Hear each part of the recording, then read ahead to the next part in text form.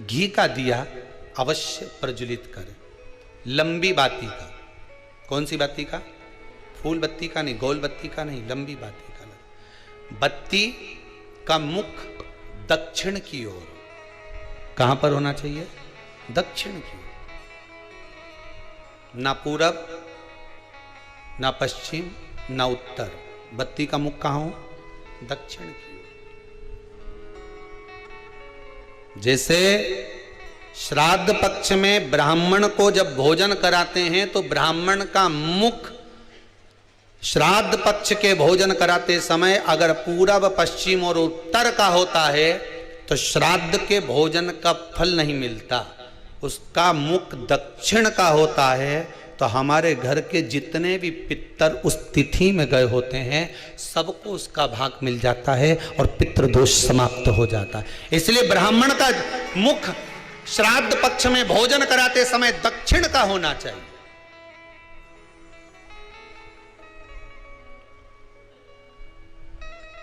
ब्राह्मण का मुख दक्षिण का हो।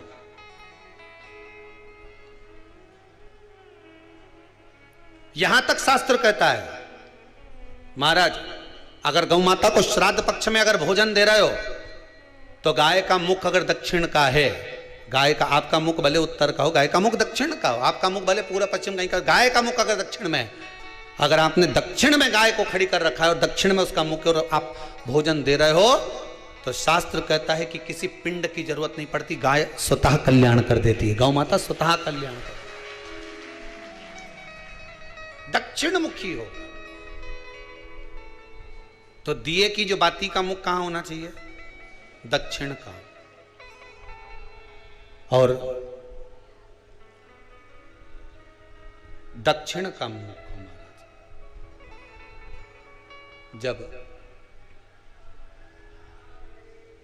जब दक्षिण का मुख हो, दक्षिण की ओर बाती हो महाराज, तब दक्षिण की बाती जलाने के बाद में भगवान से वहीं पर प्रार्थना करें।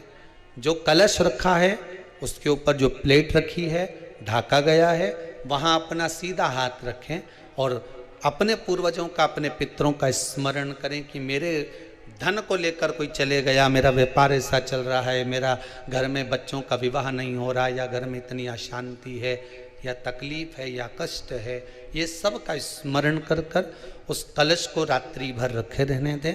सुबह स्नान आदि करने के बाद फिर एक घी का दिया दक्षिण की ओर लगाकर सुबह 10 बजे से 12 बजे के बीच में उस जल को शिव जी को समर्पित कर कर आ जाएं और वो रुद्राक्ष लेकर वापिस सजाएं। महाराज वापिस सजाइए, उस रुद्राक्ष को अपने घर में रख दीजिए। वर्ष भर वो रुद्राक्ष आपको कभी बीमारी से नहीं घिरने देगा, कभी किसी जगह खड्डे में नहीं जाने देगा, वो उन्नति की ओर ही बढ़ाएगा। भले कोई भी रुद्राक्ष हो, 1 मुखी से लेकर 14 मुखी, 20 मुखी, 18 मुखी, जो रुद्राक्ष आपके पास में, आप तो उसका स्मरण करिए, आप उसका स्मरण करें।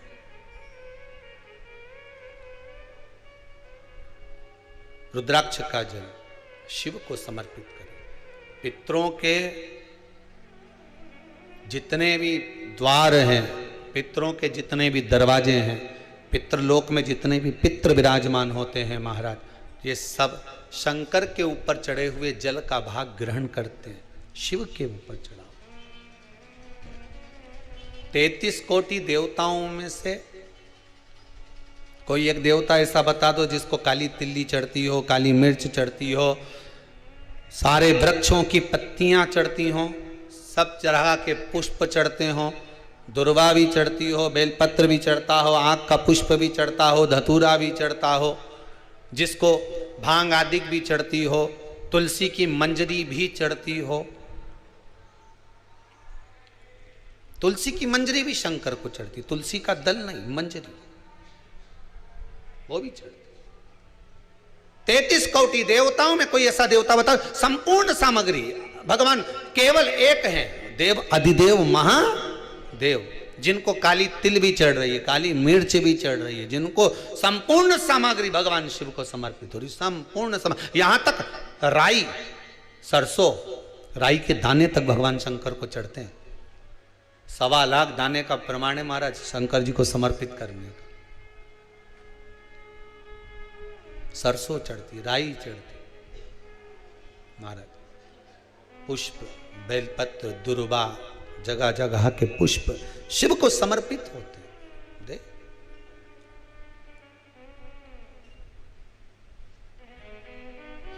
पितृ, जब शंकर भगवान को जल चढ़ाया जाता है 16 श्राद्ध पक्ष में, 16 दिन श्राद्ध के जब हम भगवान शंकर को जल समर्पित करते हैं तो उसका भाग हमारे पितरों को प्राप्त होता है।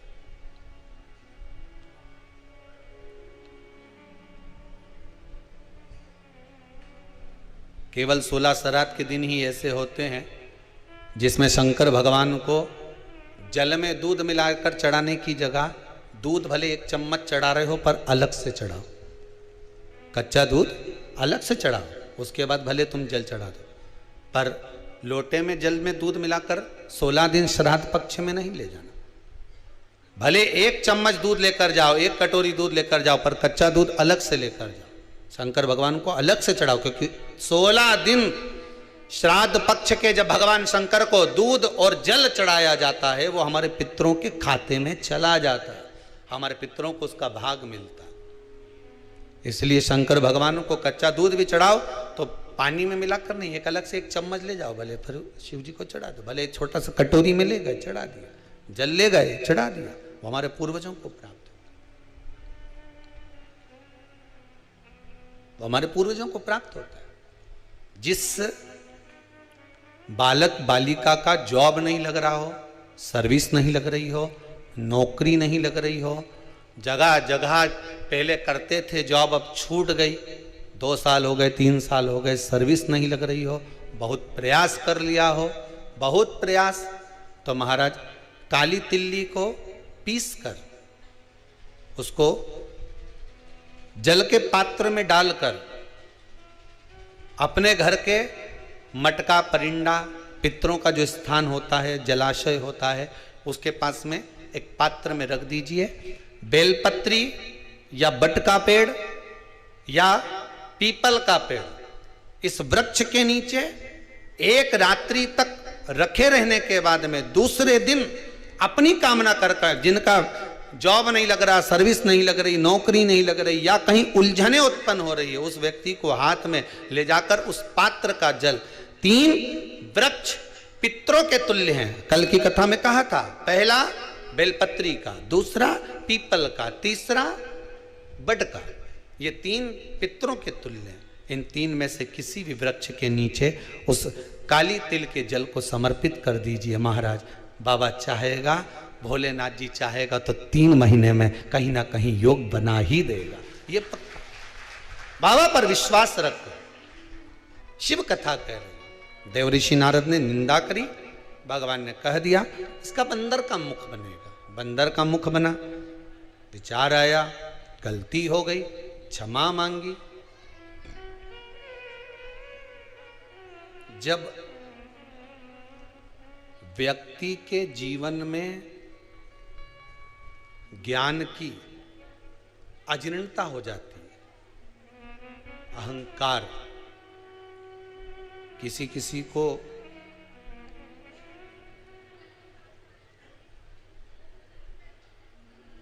ज्ञान की अजीर्णता हो जाती है। हम इतने विद्वान हैं, हमारे पास में ये डिग्री है,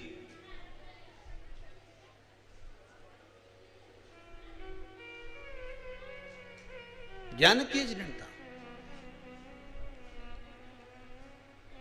फिर लोग क्या कहने लगते हैं, देव ऋषि नारद ने विचार करा कि मैंने इतना कामदेव को जीत लिया और काम को जीतने के बाद कहाँ मेरा भाग्य फूटा कि मैंने देव अधिदेव महादेव को जाकर अपना अभिमान प्रस्तुत कर दिया।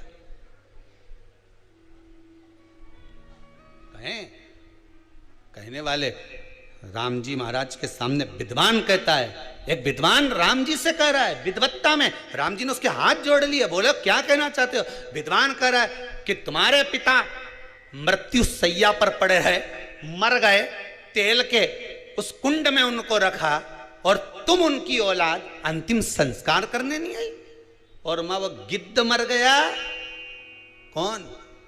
वह जटायु, वो गिद्ध मर गया और उसका अंतिम संस्कार कर रहे, और तुमने अपने पिता का अंतिम संस्कार नहीं करा, तुम्हारे जैसा पुत्र नहीं देखा। एक विद्वान ने राम जी पर उंगली उठा दी। राम जी की आंख से आंसू बह रहे थे। दुनिया के लोग ताने कसने में पीछे नहीं हटते रे दादा, पर राम जी जैसी सतर्कता रखना। राम जी से विद्वान कह रहा है कि अपने पिता को तुम अंतिम संस्कार करने नहीं आए, और वह गिद्ध का वह पक्षी का तुमने अंतिम संस्कार करा। तब मेरे राम जी ने उस विद्वान की बोलती 1 मिनट में बंद कर दी। राम जी बोले, देखो मेरा जन्म हुआ है, जिसका कोई नहीं उसका राम है। दशरथ जी के तो 4 पुत्र थे, कोई भी आग दे देता, पर वह पक्षी का कौन था? राम ने जन्म दिया था, इसलिए राम उसका अंतिम संस्कार कर। उस पक्षी का कौन था? जिसका कोई नहीं उसका राम है, जिसका कोई नहीं उसका मेरा भोले नाथ है। काय को टेंशन लेना? विद्वान चुप। अब क्या बोले उसके आगे? क्या बोले? जिसका कोई नहीं उसका राम है, परमात्मा है उसका।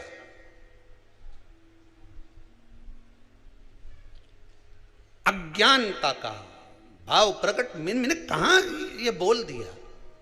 देवऋषि नारद का अभिमान, देवऋषि नारद की अभिमतता कहां मैंने बोल दिया?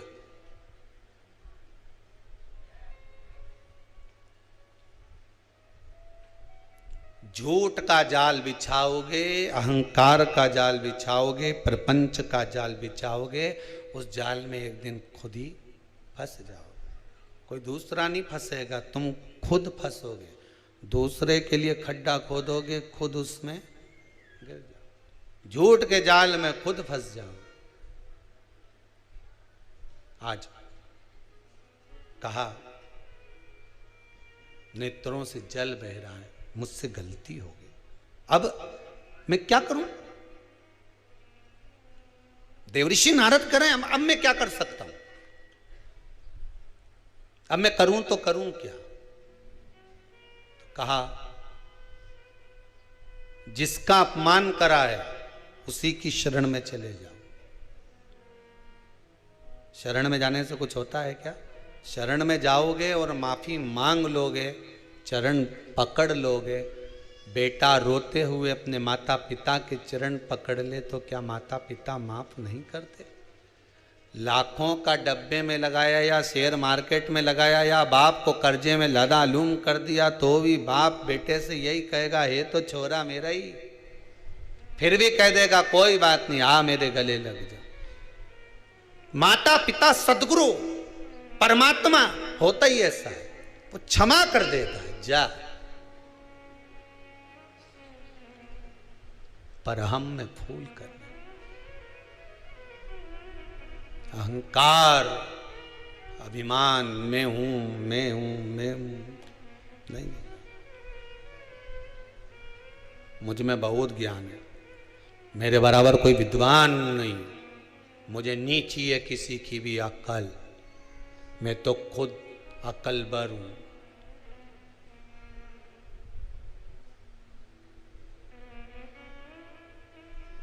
मुझे नहीं चाहिए। देवऋषि नारद का विमान चले गए। चंद्रभागा नदी के तट पर जाकर शिव की आराधना करी। मुझसे गलती हो गई, मुझे क्षमा कर दो। शंकर भगवान आए, देवऋषि नारद को दर्शन दिया। जब अभिमान ही चले गया तो फिर चिंता क्या? अहंकार में 3 गए, धन वैभव और वंश। ना मानो तो देख लो रावण, कौरव और कंस, तीनों अहंकार में चले गए। अभिमान गया ना, कोई बात।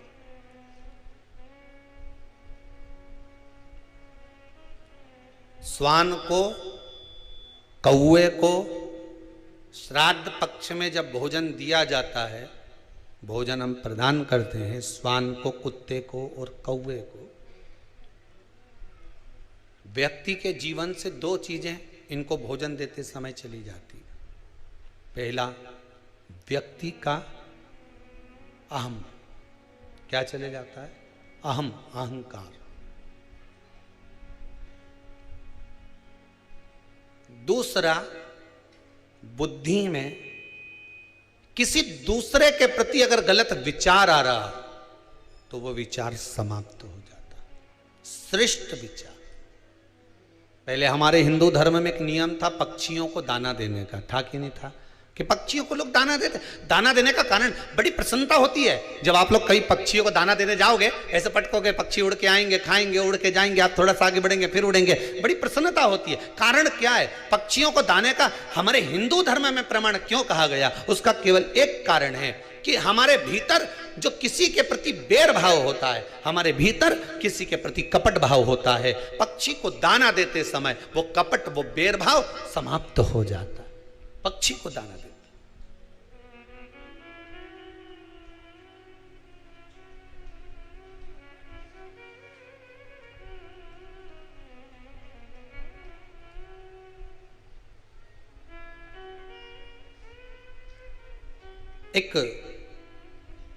एक किसी व्यक्ति का फोन आया था कि गुरुदेव ये बताओ, ये जो 24,000 श्लोक से आहुतियां छूट रही हैं, अग्नि में सांकल्य दी जा रही है, क्या इससे पितरों को मोक्ष मिल जाएगा,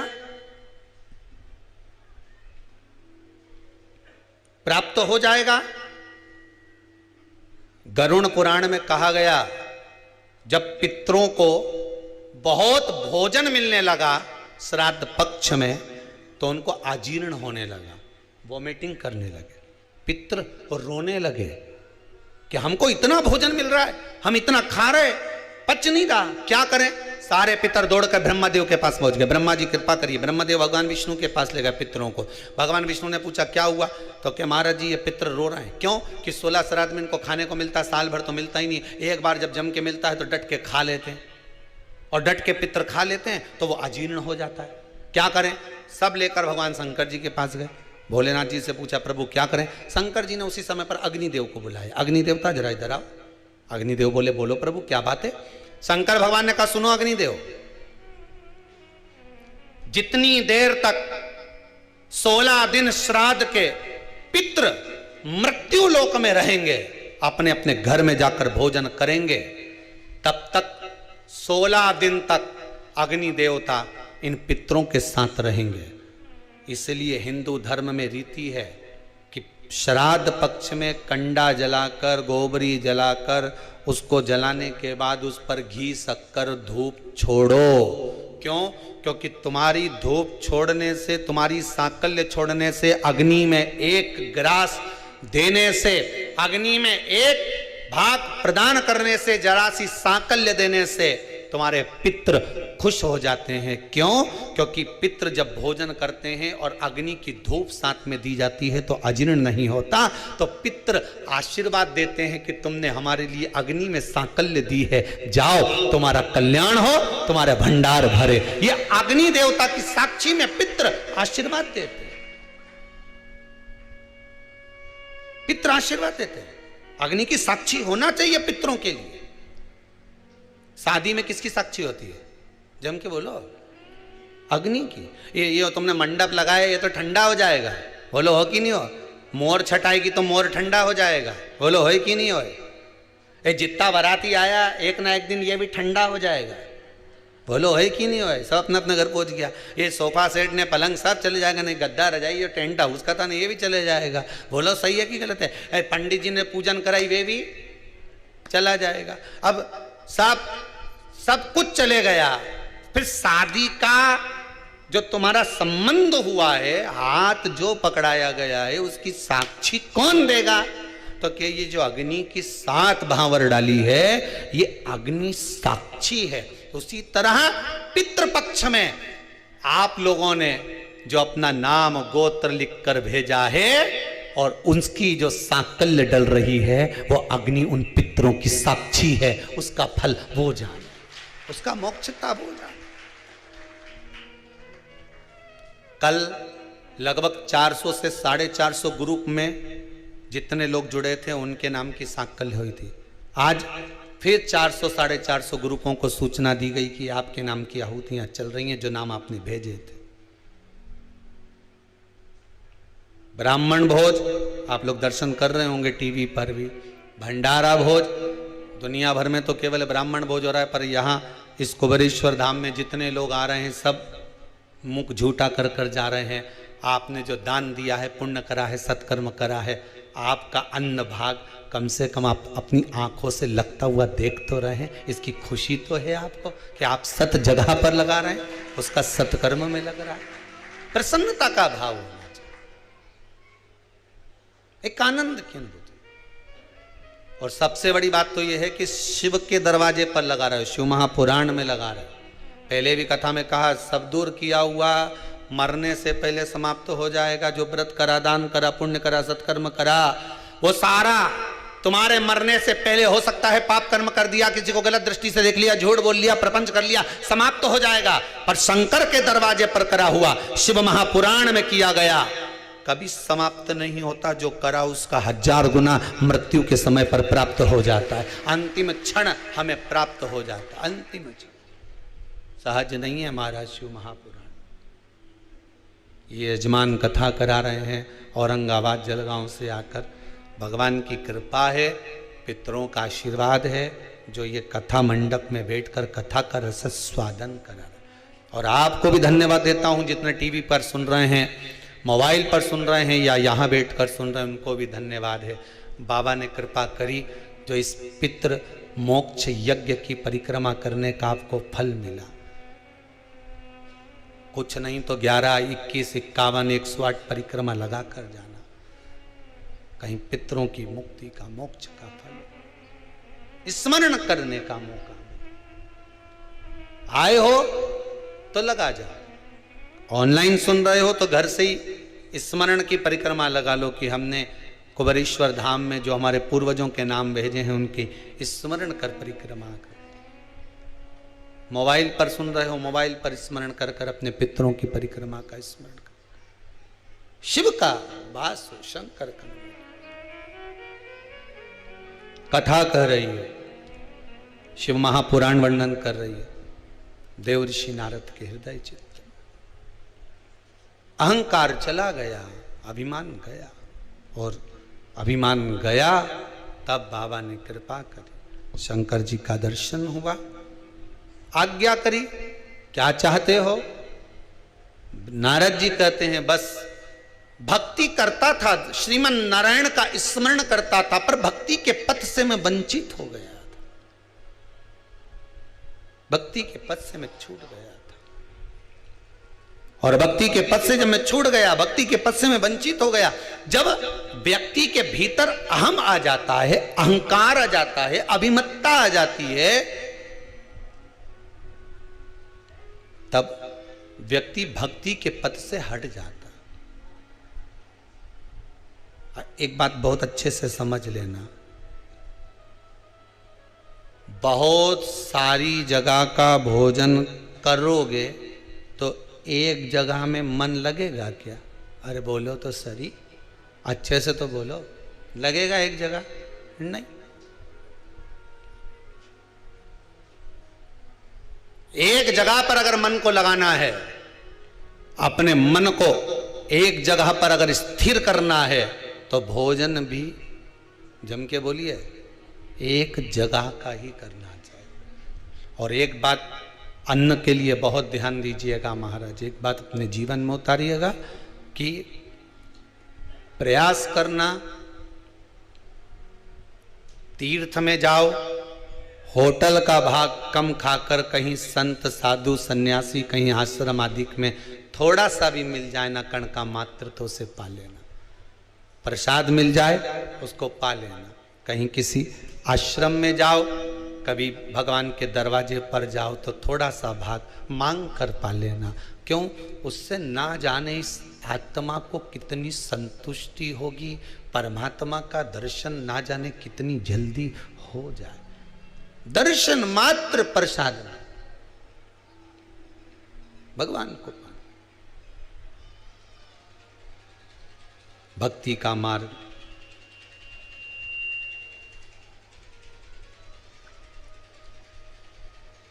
जिस समय भगवान की भक्ति के पथ पर चलूं, देवर्षि नारद करें मुझसे गलती हो गई, मैं श्रीमन नारायण कहते कहते अहंकार में फूल गया था कि मैंने काम को जीत लिया।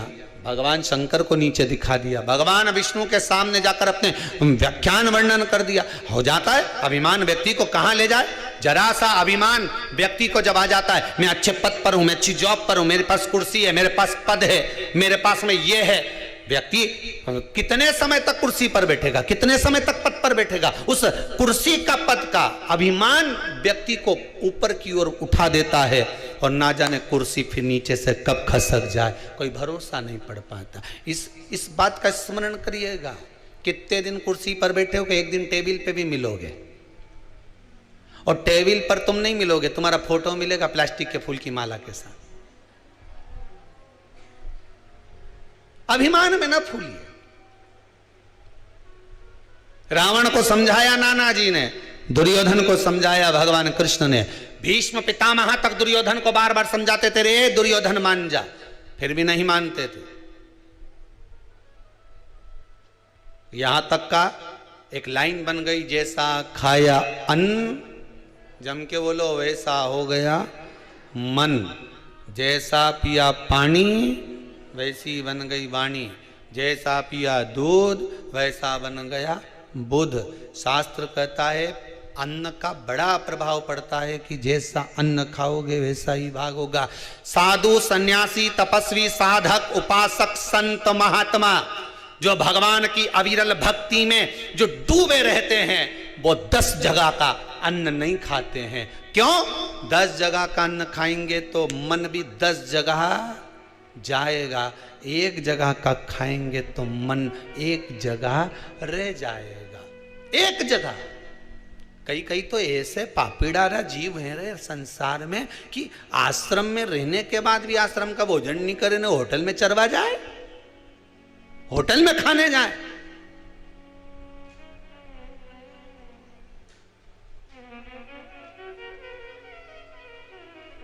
क्यों रे आश्रम में चाय क्यों नहीं पियो? पतली है, इसलिए हमने सोचा कि पास में दुकान लगी हो तो हम वहां थोड़ी देर चले जाएं, चौराहे पे ने वहां पिया है। तुम्हारी जाड़ी मिली? हाँ, यहां पतरी है।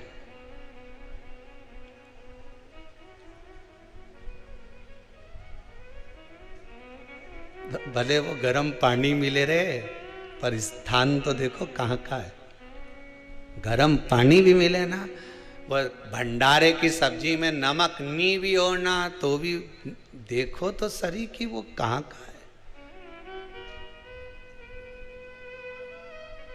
है। रिसेप्शन में शादी में खाना खाने जाओ, खाना बच जाए प्लेट में, तो तुम में से कितने लोग हैं कि बांध के लिया है?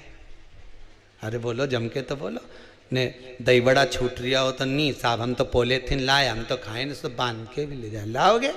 रिसेप्शन में, पार्टी में, किटी पार्टी में खाने जाओगे, प्लेट में बच गया, बचा कर लाओगे? नहीं। भंडारे में खाने जाओगे, 2 पूड़ी बच गई, थोड़ी सी सब्जी बच गई, कमला घरे दे गई है, ले जाओगा कि नहीं ले जाओगे? अरे बोलो तो सही साहब, थोड़ा सा ले गए, थोड़ा सा बचा, प्रसाद वो भी खा ली, पर वो रिसेप्शन से बचा के ले जाओ। नहीं, गुलाब जामुन बच गई, मैं तो डाल लूँ झोला में। कौन ले जाए? गाजर का हलवा बची गया, नहीं अपन तो डाल ही ला, वैसे तो भाई कोई बचा नहीं। पर भंडारे में कुछ बच गया तो झोले में रख लिया, 2 पूड़ी तो ले जा रही हूँ, घर में थोड़ा सा प्रसाद दे दूंगी ना। कहाँ से आई तो लोग पूछेंगे तो सीहोर गई थी ना कुबेरेश्वर धाम में, तो वहां खिचड़ी मिली थी, तो खिचड़ी धल रही हो, वहां से ये मिला थोड़ा सा बस। कई लोग यहीं की के यहीं रे आश्रम में रे, यहीं पर आश्रम में रह रहे, और मालूम पड़े एक महाराज उनके बाजू में रह रहे, तो क्या हम तो तुम्हारे घर का खाए पर आश्रम का नहीं खाए, मही का खाए से तो बुद्धि बेसी हो गई, ले भाटा पड़ी गया बुद्धि पे। जैसा खाया अन्न वैसा हो गया। अभी के दुर्योधन के कितना समझाया, अब रावण के उनके नाना जी ने कितना समझाया। नाना जी से क्या, हमारा तो 10 मुंडा, तुम्हारा तो एक ही, हम में अकल ज्यादा। तो नाना भी बेचारा चुप हो गया, छोरी से कल पानी लिया, हमारा चक्कर ही का मुंडा देख देख के। कहीं बोलो नहीं बोली, मुझे कोई मतलब। अब नारद जी का अहंकार चला गया। अहंकार जब जाता है ना तो एकदम शांत कर देता है, एकदम शांत।